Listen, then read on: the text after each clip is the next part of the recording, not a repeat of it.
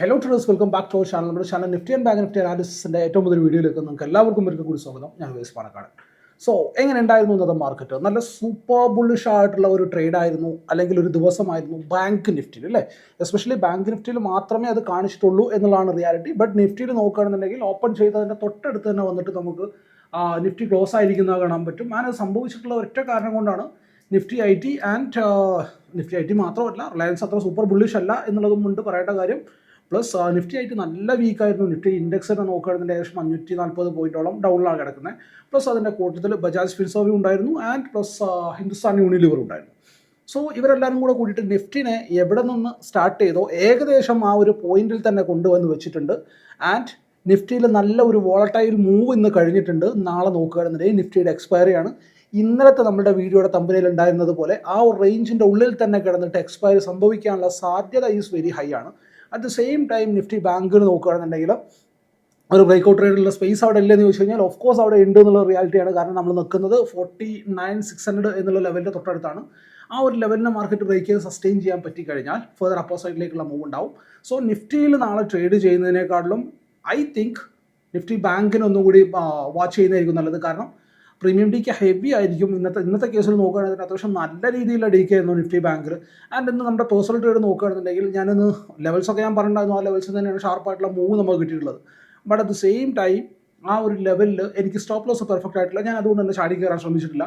ആ നിഫ്റ്റി മുകളിലേക്ക് പോയി ഫസ്റ്റ് ഓപ്പർച്യൂണിറ്റിയിൽ ഞാൻ ഷോർട്ട് ചെയ്തു, 10 പോയിന്റ് എസ് എൽ വാങ്ങിച്ചു. ആൻഡ് നിഫ്റ്റി ബാങ്കിൻ്റെ സെക്കൻഡ് ഓപ്പർച്യൂണിറ്റി, അതായത് ഏറ്റവും ടോപ്പിൽ നിന്നിട്ടാണ് നമ്മൾ നിഫ്റ്റി ബാങ്കിലാണെന്നുണ്ടെങ്കിൽ നിഫ്റ്റിയിലാണെന്നുണ്ടെങ്കിൽ ഷോർട്ട് പ്ലാൻ ചെയ്യുന്നത്. ഏകദേശം 49,600 ആ ഒരു റേഞ്ചിൽ നിന്ന് മാർക്കറ്റിനെ ഷോർട്ട് ചെയ്തു. ആൻഡ് അതിനകത്ത് നല്ലൊരു പ്രോഫിറ്റ്, അത്യാവശ്യം നല്ലൊരു പ്രോഫിറ്റ് വന്നു.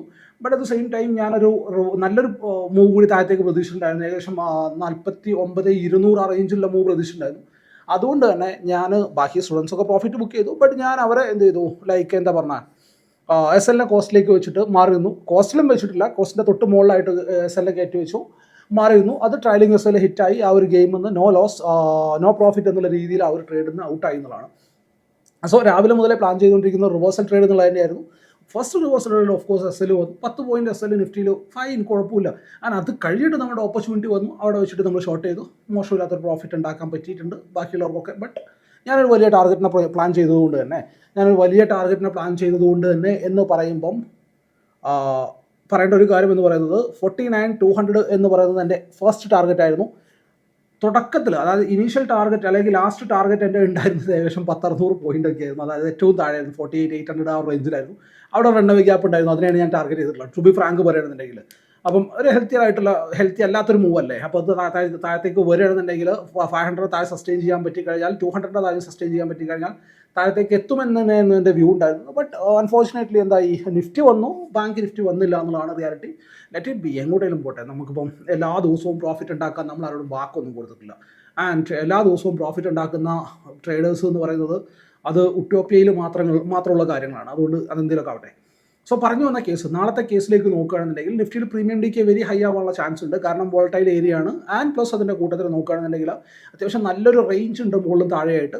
സോ ആ ഒരു റേഞ്ചിനെ നമ്മൾ വാച്ച് ചെയ്യേണ്ടതുണ്ട്. ആ ഒരു റേഞ്ചിൻ്റെ ഉള്ളിൽ അഗ്രസീവായിട്ട് ട്രേഡിനെ പ്ലാൻ ചെയ്ത് കഴിഞ്ഞാൽ നമ്മളവിടെ ട്രാപ്പ് ആവാനുള്ള ചാൻസ് ഉണ്ട്. അറ്റ് ദ സെയിം ടൈം നമ്മൾ നിഫ്റ്റി ബാങ്കിലേക്ക് പോകുകയാണെന്നുണ്ടെങ്കിൽ 49,400 ആൻഡ് അതിനുശേഷം വരികയാണെന്നുണ്ടെങ്കിൽ 49,300 അല്ലെങ്കിൽ 250 300 തന്നെ 280 260 ആ റേഞ്ച്, 260 270 അല്ലേ, 1 സെക്കൻഡ്, 300 മുതൽ 260 280 എന്നുള്ള റേഞ്ച്, ആ റേഞ്ചൊക്കെ മാർക്കറ്റിൽ സപ്പോർട്ട് എടുക്കാനുള്ള ചാൻസ് ഉണ്ട്. ആൻഡ് നിഫ്റ്റി ബാങ്കിലെ എല്ലാ കോമ്പോണൻസും അത്യാവശ്യം നല്ല സ്ട്രോങ്ങിലായിരുന്നു.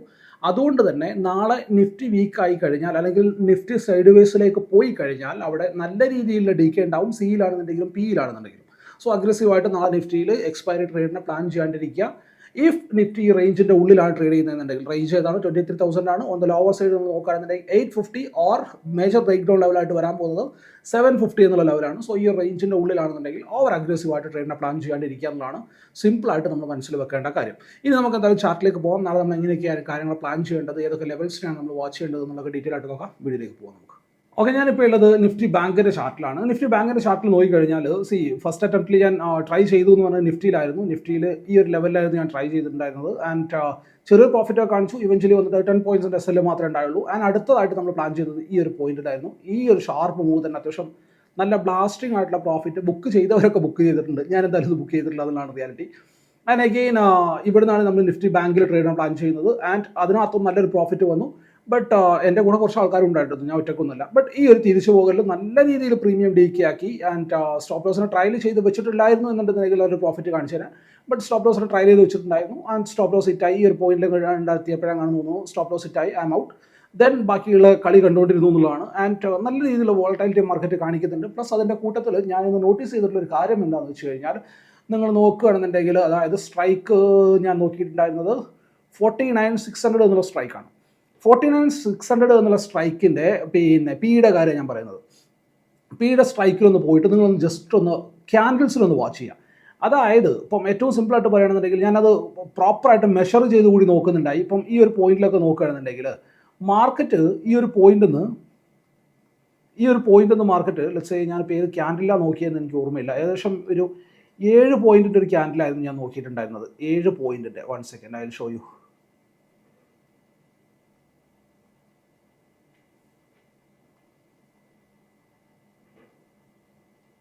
ഇതല്ല.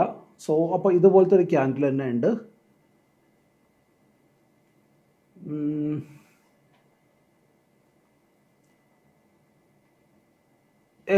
ഈ ക്യാൻഡിലാന്ന് തോന്നുന്നുണ്ട് കേട്ടോ. ഈ ഒരു ക്യാൻഡിലാന്ന് തോന്നുന്നു. ഏകദേശം ഇതാണോ ഇനി വേറെ ഏതെങ്കിലും ആണോ എന്ന് എനിക്ക് ഉറപ്പില്ല. ഏകദേശം ഇവിടെ 7 പോയിന്റ് ട്രാവൽ ചെയ്തപ്പം പിയിൽ ഡി കെ ആയിട്ടുള്ളത് 14 പോയിന്റാണ്. ഞാൻ പറഞ്ഞ കാര്യം മനസ്സിലാവുന്നുണ്ടോ? സോ ഹെവി രീതിയിലുള്ള ഡി കെ നടക്കുന്നുണ്ട്. ഡെൽറ്റക്കൊന്നും പ്രത്യേകിച്ച് ഒരു വാല്യൂ ഇല്ല എന്നുള്ള രീതിയിലുള്ള ഡി കെ ഒക്കെ നടക്കുന്നുണ്ട്. സോ ഓവർ എന്താ പറയുക, നിങ്ങൾക്ക് എടുക്കാൻ പറ്റാത്ത ക്വാണ്ടിറ്റിയിൽ ട്രേഡ് എടുക്കാണ്ടിരിക്കുക. ഫസ്റ്റ് ഏറ്റവും സിമ്പിളായിട്ട് അത്ര മാത്രമേ പറയാറുള്ളൂ. എടുക്കാൻ പറ്റാത്ത ക്വാണ്ടിറ്റിയിൽ ട്രേഡ് എടുക്കാണ്ടിരിക്കുക. ആൻഡ് എടുക്കാൻ പറ്റാത്ത ലോസിൻ്റെ മുകളിലേക്കുള്ള ലോസിലേക്ക് നിങ്ങളുടെ ട്രേഡിനെ കൊണ്ടുപോകാണ്ടിരിക്കുക. കാരണം അത്യാവശ്യം നല്ല രീതിയിൽ ഡി കെ നടക്കുന്നുണ്ട്. നിങ്ങളുടേതല്ലാത്ത കാരണങ്ങൾ കൊണ്ട് നിങ്ങൾ SL വാങ്ങിക്കേണ്ടി വരും. അതാണ് ഏറ്റവും സിമ്പിളായിട്ട് പറഞ്ഞു കഴിഞ്ഞാൽ സംഭവിക്കാൻ പോകുന്നത്. സോ അങ്ങനെ വരുമ്പോഴാണ് നമുക്ക് ഫ്രസ്ട്രേഷനും കാര്യങ്ങളൊക്കെ വരിക. ഞാൻ എന്നാ ചിന്ത വരിക. അതൊക്കെ എല്ലാ മനുഷ്യന്മാർക്കും ഉണ്ടാവുന്ന കേട്ടോ. ഞാനെന്ന ചിന്ത വരും. പിന്നെ കാര്യങ്ങൾ കയ്യിൽ നിന്ന് പോകും. പിന്നെ ചെയ്യുന്നതൊക്കെ ഒരു യാന്ത്രികമായിട്ടുള്ള പരിപാടികളായിരിക്കും. പിന്നെ ലാസ്റ്റ് നമുക്ക് തോന്നുമ്പോൾ ഒച്ച വെച്ചിരുന്നെങ്കിലും ആരെങ്കിലും വന്ന് കൂവിയിരുന്നെങ്കിലും നമ്മൾ നന്നായേനെ എന്നുള്ളത്. ബട്ട് അതൊക്കെ മനുഷ്യന്മാർ കയ്യിൽ നിന്ന് മനസ്സ് പോയി കഴിഞ്ഞാൽ പോയതാണ്. സോ ആദ്യമേ നമുക്ക് ഈ ഒരു പ്ലാൻ ഉണ്ടാവും എന്നുള്ളത് മാത്രമാണ് എനിക്ക് വരും ദിവസങ്ങൾക്ക് വേണ്ടിയിട്ട് നിങ്ങളോട് പറയാനുള്ളത്. സോ അഗൈൻ നോക്കുകയാണെന്നുണ്ടെങ്കിൽ ഇവിടെ നിന്നാണ് മാർക്കറ്റിൽ എന്തായിട്ടുള്ളത്, ഒരു അഗ്രസീവായിട്ടുള്ള ബൈയിങ് വന്നിട്ടുള്ളത് അല്ലേ. സോ ഈ ഒരു ലെവലൊക്കെ മാർക്കറ്റിൽ എന്താവാൻ ചാൻസ് ഉണ്ട്. ഇനി അടുത്ത സപ്പോർട്ട് ലെവലായിട്ട് ആക്ട് ചെയ്യാനുള്ള ചാൻസ് ഉണ്ട്. സോ ആസ് ഓഫ് നൗ ഞാൻ വാച്ച് ചെയ്യാൻ പോകുന്ന പോയിന്റ് എന്ന് പറഞ്ഞാൽ 49,430 എന്നുള്ള പോയിന്റ് ആണ്. 49,430 ഓൺ ദ അപ്പർ സൈഡ് ഞാൻ വാച്ച് ചെയ്യാൻ പോകുന്നത് ഓഫ് കോഴ്സ് 620 എന്നുള്ള ലെവലാണ്. 620 തന്നെയല്ലേ വാച്ച് ചെയ്യേണ്ടത്? 1 സെക്കൻഡ് ഞാൻ നോക്കിക്കോട്ടെ. യെസ്, ഈ ഒരു ലെവലിനെ തന്നെയാണ് ഞാൻ വാച്ച് ചെയ്യാൻ പോകുന്നത്. അതായത് 620 650 എന്നുള്ള ലെവലിൽ ഞാൻ വാച്ച് ചെയ്യാൻ പോകുന്നത്. സോ ഈ 2 റേഞ്ചിൻ്റെ താഴെ മുകളിലായിട്ടിരിക്കുന്ന ട്രേഡുകൾ വരിക. സോ എത്രത്തോളം സമയം ഈ ഒരു റേഞ്ചിൻ്റെ ഉള്ളിലെ മാർക്കറ്റ് സ്റ്റക്കായി നിൽക്കുന്നോ അത് നിഫ്റ്റിക്കും ബാങ്ക് നിഫ്റ്റിക്കും നല്ലതാണ്. കാരണം ഇങ്ങനെ നല്ലൊരു മൂവ് ഉണ്ടായിട്ട് എഗെയിൻ ഒരു കൺസോൾട്ടേഷൻ ഉണ്ടാവുകയാണെന്നുണ്ടെങ്കിൽ ഷാർപ്പായിട്ടുള്ള മൂവുകൾ കിട്ടാൻ സാധ്യതയുണ്ട്. സോ അതുകൊണ്ട് തന്നെ ഇതിൻ്റെ ഉള്ളിൽ റേഞ്ചിൽ സ്റ്റക്കായി നിൽക്കുകയാണെന്നുണ്ടെങ്കിൽ നിഫ്റ്റിയിലാണെന്നുണ്ടെങ്കിലും പ്രീമിയം ഡി കെ നടക്കും. അങ്ങനെ സംഭവിക്കുകയാണെന്നുണ്ടെങ്കിൽ നിഫ്റ്റിയും ഒരു നാരോ റേഞ്ചിലേക്ക് മാറും.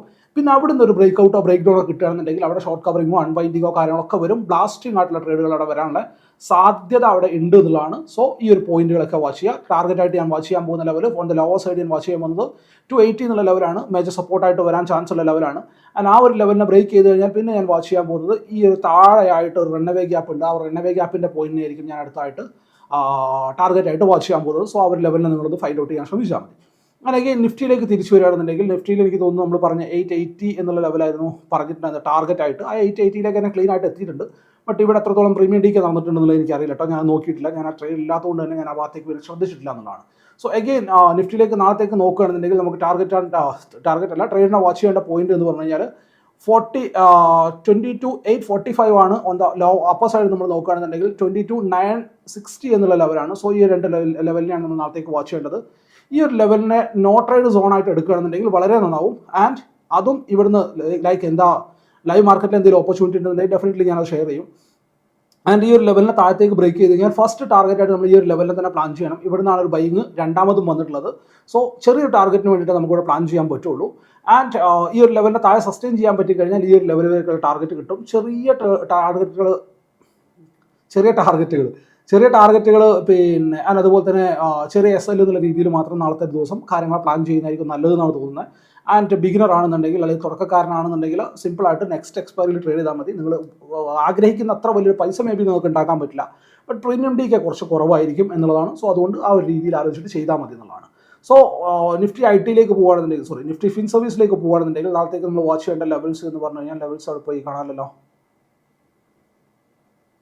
സോ ഞാൻ വാച്ച് ചെയ്യാൻ പോകുന്ന ലെവൽസ് ഈ 2 ലെവൽസാണ്.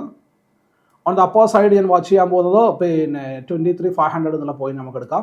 ഓൺ ദ ലോവർ സൈഡ് 300 എന്നുള്ള പോയിന്റിനെയും കൂടി എടുക്കാം. സോ ഈ 2 റേഞ്ചിനെ വാച്ച് ചെയ്യാം. 300, 310 എന്നുള്ള ലെവലിനെ വാച്ച് ചെയ്യാം. ആൻഡ് നിഫ്റ്റി ഐ ടിയിലേക്ക് എഗെയിൻ നിഫ്റ്റി ഐ ടിൻ്റെ ഭ്രാന്ത് വായിന്ന് പോകുന്നില്ലല്ലോ. എഗെയിൻ വാച്ച് ചെയ്യേണ്ട പോയിന്റ് എന്ന് പറഞ്ഞു കഴിഞ്ഞാൽ 11,190 എന്നുള്ള ലെവലിൽ നമുക്ക് വാച്ച് ചെയ്യാം. ഓൺ ദ അപ്പർ സൈഡ് നമ്മൾ വാച്ച് ചെയ്യേണ്ട ലെവൽസ് എന്ന് പറഞ്ഞു കഴിഞ്ഞാൽ 290 എന്നുള്ളതാണ്. സോ ഈ 100 റുപ്പീസിൻ്റെ ഈ റേഞ്ചിനെ നമുക്ക് വാച്ച് ചെയ്യാം. ഈ ഒരു ലെവലിൻ്റെ താഴെ മുകളിലായിട്ടായിരിക്കും നമുക്ക് നാളത്തേക്കുള്ള നല്ല ട്രേഡുകൾ വരാൻ പോകുന്നത് എന്നുള്ളതാണ്. സോ അനാലിസിസും കാരണം നിങ്ങൾക്ക് വ്യക്തമായിട്ട് മനസ്സിലായിട്ടുണ്ട് എന്ന് വിശ്വസിക്കുകയാണ്. വീഡിയോ യൂസ്ഫുൾ ആയിട്ടുണ്ട് വിശ്വസിക്കുകയാണ്. വീഡിയോ യൂസ്ഫുൾ ആയിട്ടുണ്ടെങ്കിൽ വീഡിയോ മറക്കാതിലേക്ക് നിങ്ങളുടെ അഭിപ്രായങ്ങൾ നമുക്ക് ഷോ താഴെ കമൻറ്റ് ബോക്സിലേക്ക് കൊടുക്കുക. അപ്പോൾ ഇതുപോലുള്ള യൂസ്ഫുൾ ആയിട്ടുള്ള വീഡിയോസുമായിട്ട് അടുത്ത ദിവസങ്ങളിൽ വീണ്ടും കാണാം. ബൈ.